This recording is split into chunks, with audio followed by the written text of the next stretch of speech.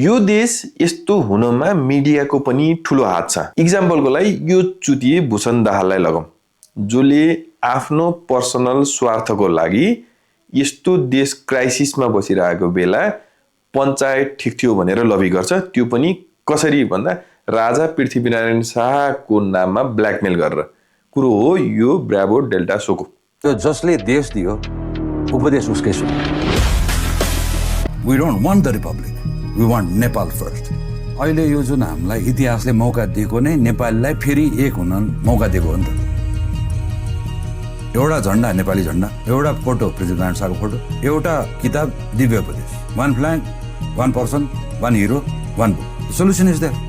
24 year साइकलमा palace म्यासेकरबाट सुरु भएको कथा पार्लियामेन्ट म्यासेकरमा आएर सिद्ध्याछ। And hence we are entering the new stage of Nepalese direct democracy. अब यो पार्टीको थ्रु डेमोक्रेसी प्र्याक्टिस गर्दैन, हामी आफै प्र्याक्टिस गर्छौँ डिरेक्ट। कसरी सम्भव छ?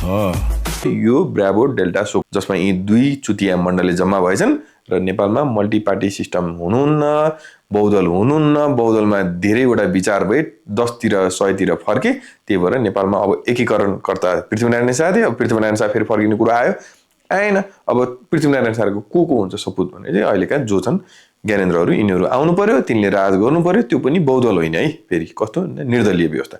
मलाई फेरि मल्टिपार्टी सिस्टममा ज्ञानेन्द्र शाहलाई वा भनौँ राज संस्थालाई स्पेस दिनुपर्छ जस्तो चाहिँ अलिअलि लाग्छ जियो पोलिटिकल कन्डिसनले गर्दा। तर यो भूषण दाहालले चाहिँ के भन्छ भन्दा मल्टिपार्टी सिस्टम होइन, डाइरेक्ट पञ्चायत चाहिन्छ भन्छ, अलि मिलाएर।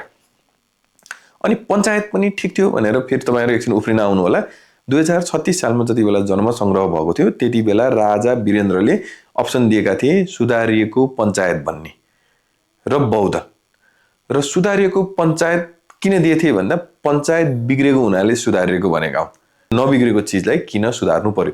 पञ्चायत कस्तो झन्डु थियो भने पञ्चायतमा एउटा चिज भन्छु, त्यति बेला गाउँ फर्क राष्ट्रिय अभियान भनेको एउटा नामको केही कमिटी हुन्थ्यो गाउँदेखि माथिसम्म केन्द्रसम्म। तिनीहरू चाहिँ फेरि पब्लिकबाट नोमिनेट हुने होइनन्, तिनीहरू टिके हुन्थे। एकले अर्कोलाई, अर्कोले अर्कोलाई, अर्कोले अर्कोलाई नोमिनेट गर्ने। र त्यसको मूल टाउके चाहिँ कसले नोमिनेट गर्थ्यो भन्दा राजाले गर्थ्यो। अनि रियल शासन पनि तिनीहरूले नै गर्थे। डेमोक्रेसीको नाममा त्यति बेला मजाक चलिरहेको थियो पञ्चायत व्यवस्थामा। र पञ्चेहरूले नचाह्यो भने एउटा ढुङ्गो यताबाट त्यता पनि सर्थेन त्यो जमानामा। त्यस्तो चिजलाई चाहिँ यो भूषण दाहालले आजको दिनमा यो क्राइसिसमा लबी गरेर बसिरहेछ। किन यस्ताले त्यो कुरा लबी गर्छन् भन्दा यसको रियल औकात आफू चुनाव लड्ने त छैन। यसले त गाउँको एउटा खानेपानीको त्यो सदस्यसम्म जित्न सक्दैन। त्यसपछि के भयो भन्दा यसलाई बरु कसैले टिका लगाइदिएर फेरि पञ्चायत जस्तो ट्याक्क हिरो बनाएर राखिदियो भन्दा यसको दिन पनि फिर्छ। र बाँकी पञ्चायतहरू छन्, जुन मण्डलीहरू छन्, ती अहिले पनि जुर्मुराएका त्यही कारणले हुन्। यिनलाई राजासँग 5 पैसा मतलब छैन। र यो देशको सबसे विडम्बना के भयो भन्दा यस्तो चुतिएले यो देशको अग्रणी च्यानल कान्तिपुर जस्तो च्यानल 15 वर्ष चलाए। यो देश यस्तो झन्डु भएको त्यसै होइन। यस्तै चुतिएको लिडरसिपमा राइट मान्छेले लिड नगरिदिँदा देश यस्तो भएको। आजको लागि यति नै। जय नेपाल।